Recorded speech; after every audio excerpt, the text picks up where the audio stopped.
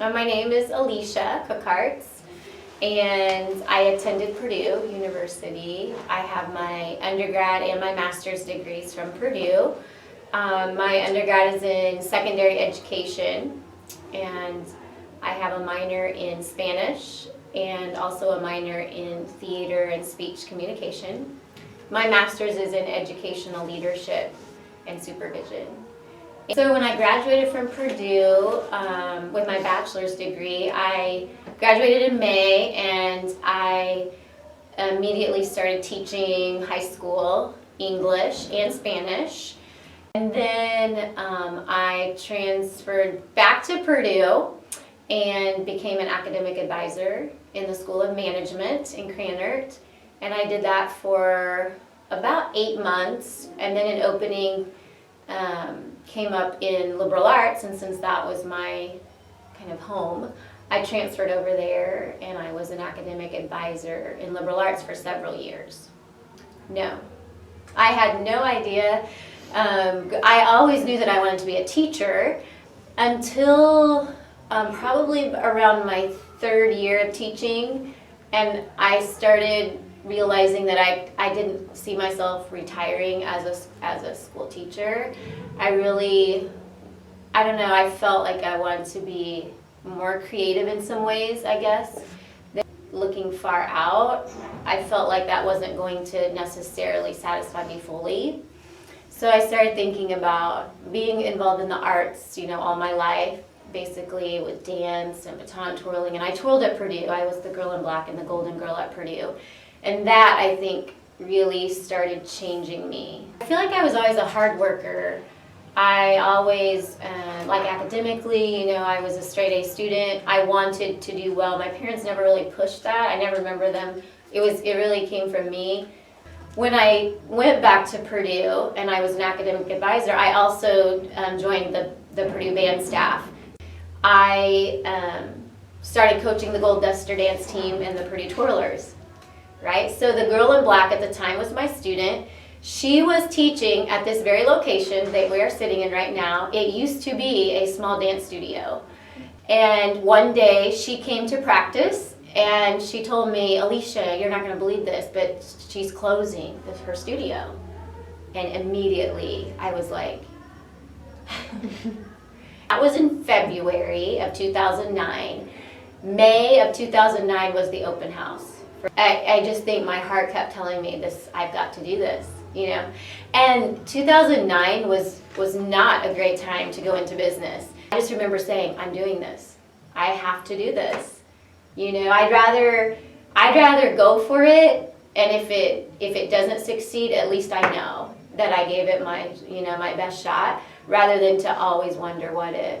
I would say the 2 biggest concerns thinking about would, number 1, be financially, can I make it? Because you don't know, and especially in a business like this is a small business, obviously, it's totally dependent on how many people walk through the door, right? Mm-hmm. You have no idea how many people are going to walk through the door when you're starting something new. 100%, I would say creativity. You have to, especially as a small business owner, I feel like you have to find a niche. You have to somehow be different from the small business down the road. And once you accomplish that or feel you have, you can never be satisfied. You always have to be ahead of the game, I feel, and think of new creative strategies and ideas that are going to market your business.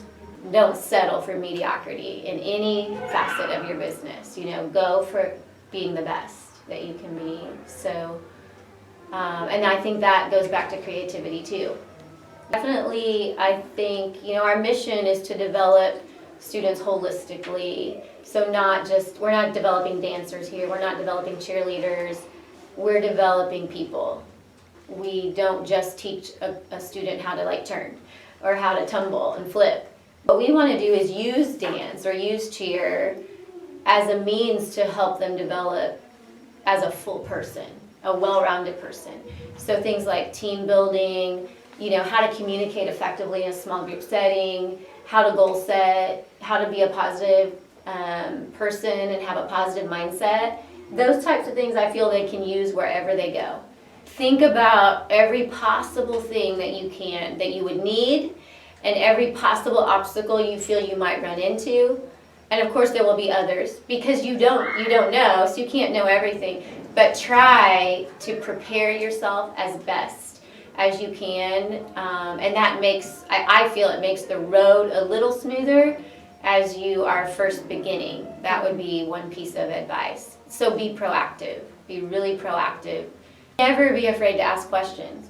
If I don't know something, I find someone who does. So either hire people who can help you with the things you don't know, or ask questions or find people who can. And I would say you have to, don't go for it like part way. Either go for it or don't do it at all. You have your philosophy, and you stick to that philosophy and your principles of your business, and every decision you make has to come back to your center. It has to come back to, these are the principles of this business, and that's how we make the decisions. And we owe it to our public to show that every single day in everything that we do. We can't please everybody. And so I don't like conflict. I like people to be happy. And there's no way you can accomplish that. Knowing that, there's going to be a handful of people who don't buy into your principles, but if you constantly are bending to try to please people, you lose your own center, and then your business doesn't have stability. It starts to just kind of be really weak. And for me, like being your own boss and being able to create your own expectations, like for me to be able to talk to you about what the values are here. I don't have anybody telling me what the values are. At the same time, then you also have to be responsible for owning that. And so sometimes if things don't work out, you have to be humble enough and confident enough to say, that didn't work. But also then be willing to say, okay, we need to go in a different direction. Let's try something new, There's this balance of self-confidence, but also humility, and never thinking that you know it all. I have no regrets. I love it every day. It's so hard for me to call this my job, because I love it. And if you enjoy being creative, and you enjoy being if you enjoy thinking outside the box and trying new things, and you don't mind taking some risks, you live one time. We all have one life. And so for me, it's like I don't want to have any regrets.